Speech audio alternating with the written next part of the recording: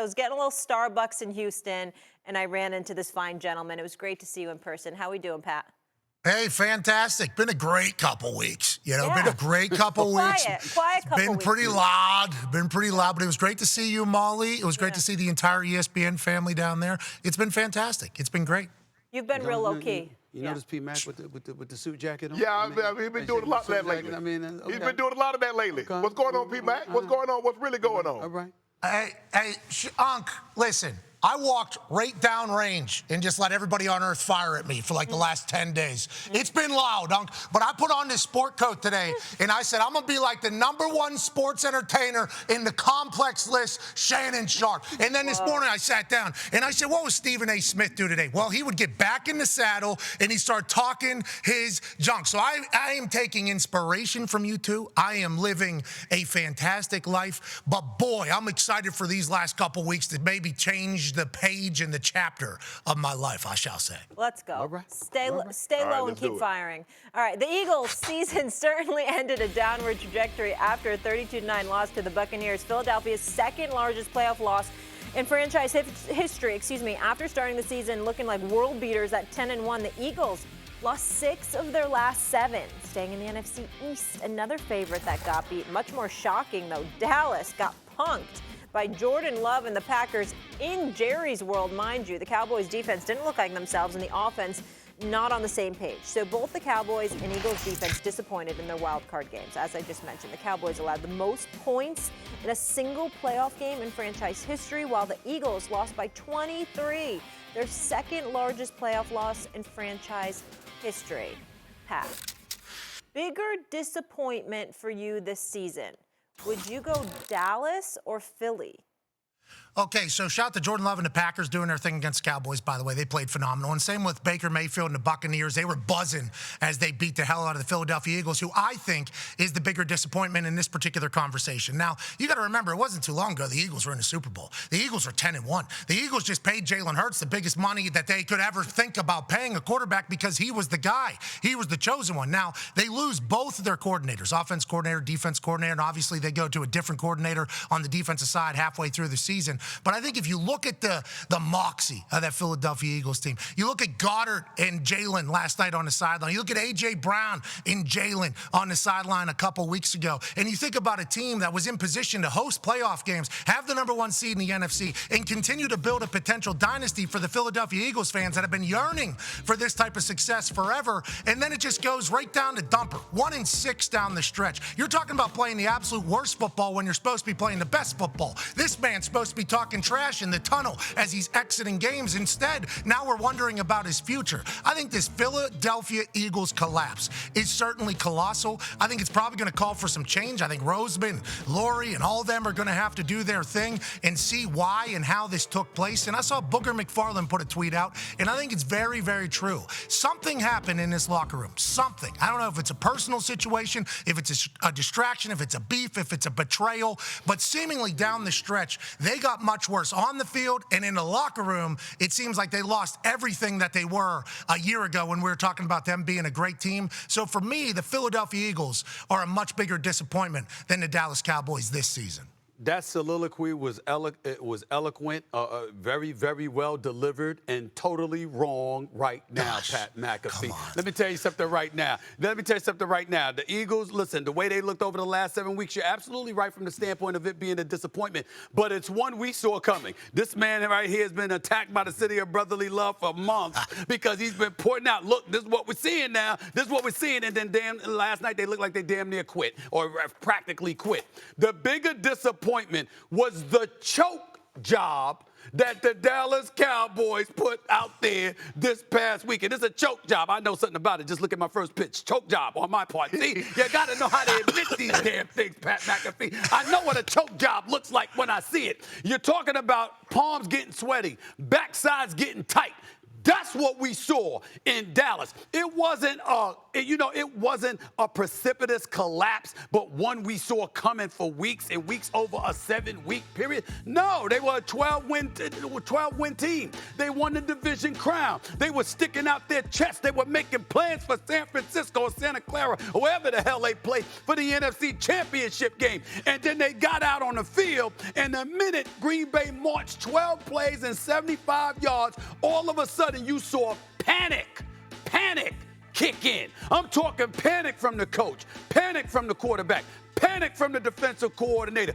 Damn it, even Jerry Jones was sitting there throwing his arms like, what the hell is going on here? We couldn't find us an APB out for everybody. They almost gave their former coach, a 2-time champion, and Jimmy Johnson, a stroke on national television.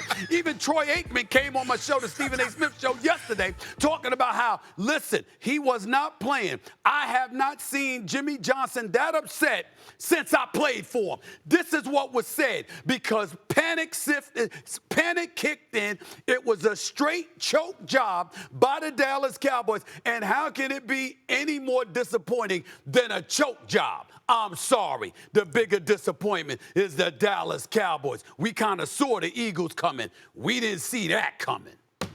But we did. You said just be patient. I did. You told us to be patient. I did. You said week one, Stephen A. You said it. You said be patient. You got me. You got me. You said be patient. And P-Mac, I'm agree with you. Because think about this. They had a 10-1 record. Right. They had wins over Kansas City. They had wins over Miami. They had wins over Buffalo. They were the number 1 seed. And they lose 6 of 7, 32-9. And that's when everybody's like, oh my goodness, what happened to the Eagles? Were you not watching the previous 7 weeks? They lost 6 or 7 games, and they didn't look good in the process of doing it. The Cowboys, look, I get it, it's one game. We didn't think the Cowboys, you said it. You said they're going to get your hopes up, and they're going to let you down. They're going to let you down, and I'm right here for it. But I'm right here beside you, and I'm for it also. I couldn't let you be by yourself, because I'm here for it too. And we knew the Cowboys was going to do this, because this is what the Cowboys do every year for the last 3 decades. But the Eagles, they're the first team since '86 to go 10-1 and not win their division. Look at the kid. You see the kid looking up, press? Men, women, children, everybody looking just completely disgusted. It's such a beautiful feeling. I don't even know how y'all can pick it. Look at that beautiful scene right there. It's just something beautiful to watch. I have to admit that, Pat. Do you see how miserable those Dallas Cowboy fans look, Pat McAfee? Hey, Stephen A. At the beginning of the year, too, on this particular program, I became like a pseudo Dallas Cowboys fan because both of you obviously were, I don't want to say hoping for, but calling an inevitable downfall, because that's what the Dallas Cowboys have done to their fans since, the 90s or whatever the case is. And I was thinking, this is different. No, Dak's a little bit different. Mike McCarthy's calling plays better than he's ever called plays. CeeDee Lamb, true number 1 now. We got a guy out there in a defense with Dan Quinn flying around, and they just completely laid an egg. I mean, you're talking about just playing horrendous. And I think a lot of people have mentioned this, so it's not like it's groundbreaking, but whenever you look at a team, and Unc, I know you know this, you can tell who's like loose, in those big moments. Who's loose, who's confident, who's not. And Stephen A. chatted about that. That Dallas Cowboys team looked tight, they looked nervous, they weren't comfortable, and they were not confident in the biggest game. They had been undefeated at home. Their fans sprinting into that stage. That little kid crying, that old fat guy crying, that lady crying. They were all running into their seats whenever they got to Jerry World. And instead, they had a team that just wasn't ready, wasn't prepared, which is why, obviously, wholesale changes are being called for. And this music is so sad, so sad. It's appropriate. It's appropriate. It's exactly the kind of music that needs to be heard when it comes to the Dallas. It's not mean. It's mean, and I'm a Giants fan. I mean, I'm not problem with it. It's appropriate. And I feel bad for my buddy Jerry right there. But obviously, listen, they put themselves in this kind of home, this kind of situation. We understand that. They're not made for the moment. Collectively, panic set in. Just like I told y'all it would, but that was me. The world was disagreeing with me outside of a couple of people, and you were one of them. Yes. Everybody else was disagreeing with me. But I told y'all, just be patient, just wait. It's going to come. Yeah. And sure enough, they never let me down. Hey, they're going to fire Mike McCarthy and Bill Belichick going down there. Do you think they have a chance if he does go down there and reset the whole culture? I will say this. You do that, you make that move if you have an opportunity to bring in Belichick or Mike Tomlin. You bring in one of those dudes, then you do let McCarthy go. If you don't bring in one of those dudes, then you let him stay. Got it. It's got to be a game changer, difference maker to make the move. Yeah. Fair enough. Or All Jim right, Harbaugh. P-Mac, One of the three. Pat, you got about 50 minutes. So, eat your snack, use the restroom, do what you got to do, and then you take over on ESPN and YouTube. All right. Notice how Molly told you to go out there and eat. This is what she does. Actually, Stephen A., I'm having Chinese food for lunch. I'm going to this really great restaurant, and I'm so excited about it, and I cannot even wait. I'm starving. Nice. General So's? Right. We're rolling with General excited So's? about a Chinese restaurant. Pat, I'm getting after it. Like, today's cheat day. I'm going What for you it. mean I'm going today? for all of it. Yesterday was cheat day. Sunday was cheat day. Thursday was cheat day.